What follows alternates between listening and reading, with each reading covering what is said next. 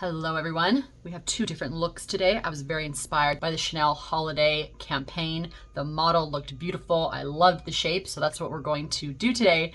For reference, here is the model for the holiday campaign. And we're going to do a softer version. I'm going to get into swatches though right away. We'll create a look and we'll finish with my thoughts. Let's go ahead and get started.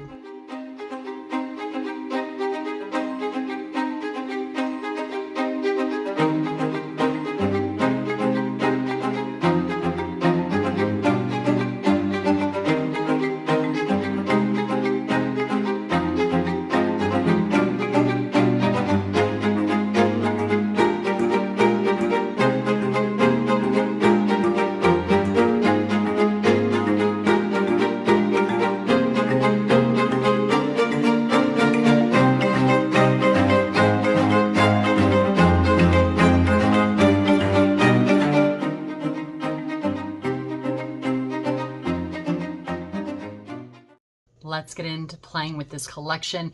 It is really pretty. I wasn't sure how I was going to feel about the palette, honestly, because I've seen these kind of palettes not only before, but they seem to be everywhere for this season.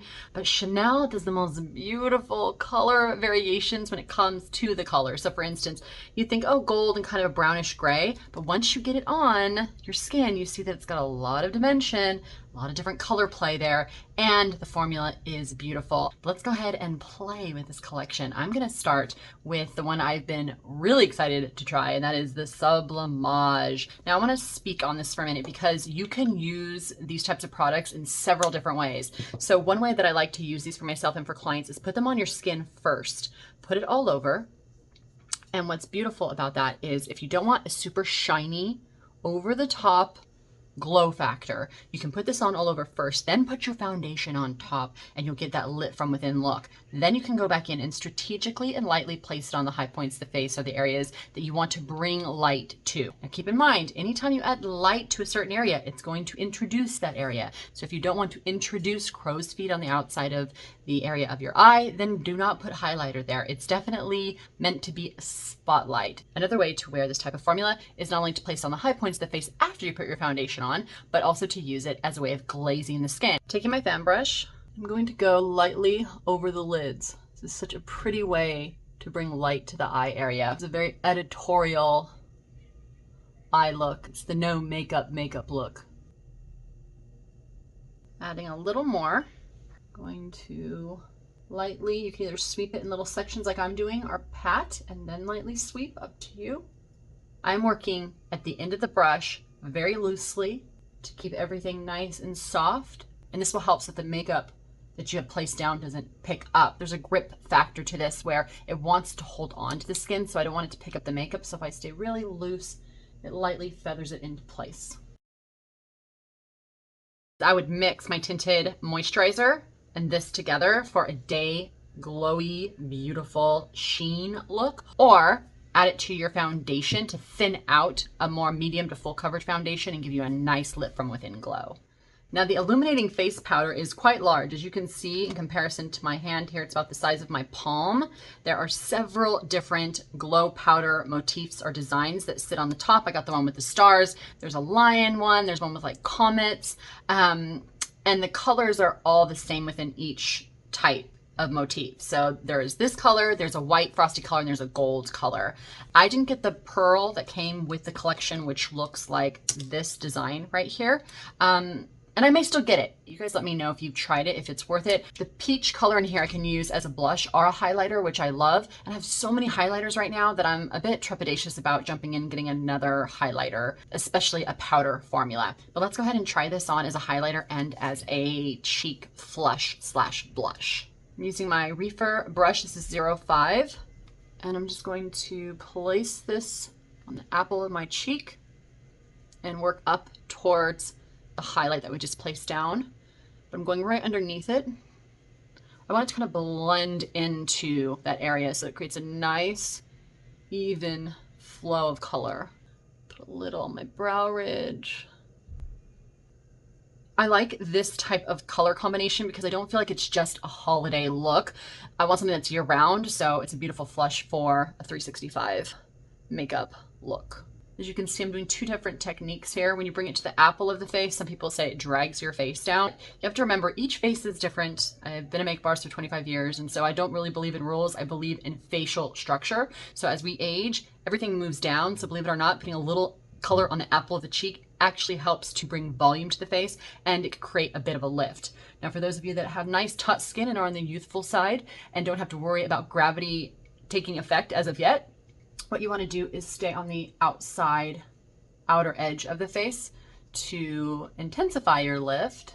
Now you can do this look if you're older, of course, because it does help to do a lift as well. But I'd always add a little bit of color just to the apple of the cheek on the higher area, just to add further lift to the makeup look.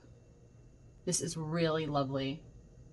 Love the color. I will state though, for those of you that have pores, it does grab onto the pores a bit. So go in with a light application, then go in with a matte powder on top to diffuse the shimmer, and it will help with any texture concerns that may be coming up. All right, let's get on the eyeshadow. Quickly added a lip. I just want to show you guys what I used. It's the new Rose collection, the lip rose oil, and then the Euphoric Rose, both by Tom Ford.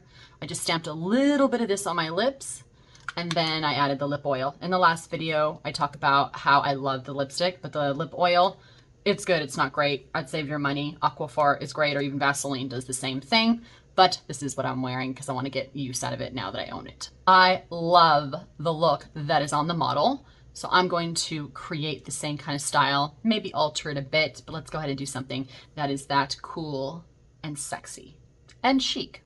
Using the sponge tip applicator, dipping it in black, I'm going to use the side and the point of that applicator and sharpen a V on that outer corner.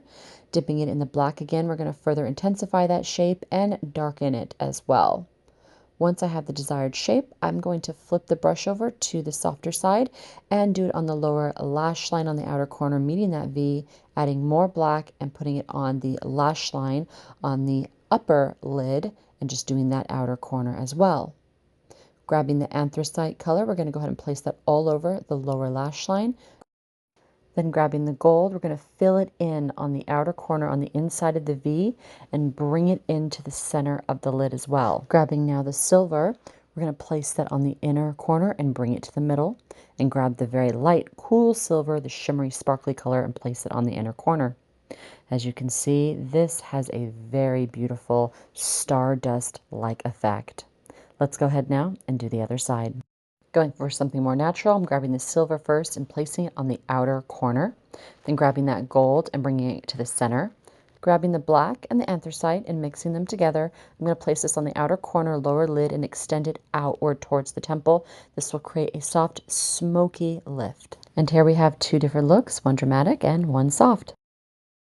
This is going to sound strange, but I didn't want to like this eyeshadow palette.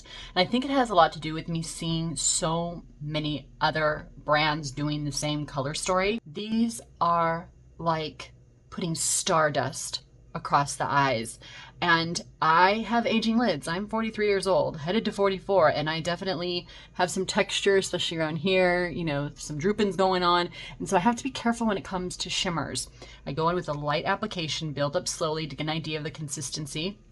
But overall, you guys, this is really pretty. And I have to also state that the colors transition really beautifully. So this to this to this to this, basically dark to medium to light, just lays beautifully against each other, and the blendability is really lovely as well. You can literally use every single one of these in one look because they all blend seamlessly, which is what I did here. I did the black against the gold, against the anthracite, against that white shimmery color, and I think it just looks beautiful. So Chanel, you did it again. I'm very impressed. I like this better than their fall collection, hands down. Formula, color story, spot on. All right, everybody, I hope you enjoyed this holiday Chanel tutorial. If you guys have any questions or suggestions, feel free to reach out to me. As always, thank you guys so much for watching. If you want to support the content, you like what you're seeing here on Voyage, or any other content creator that you guys are really loving, the best way to support us is to go ahead and subscribe.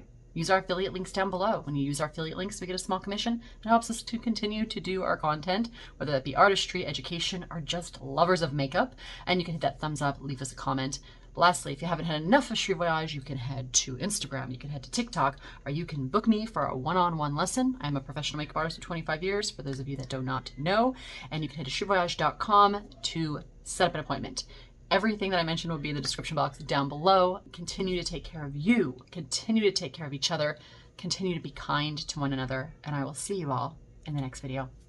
Bye for now, everybody.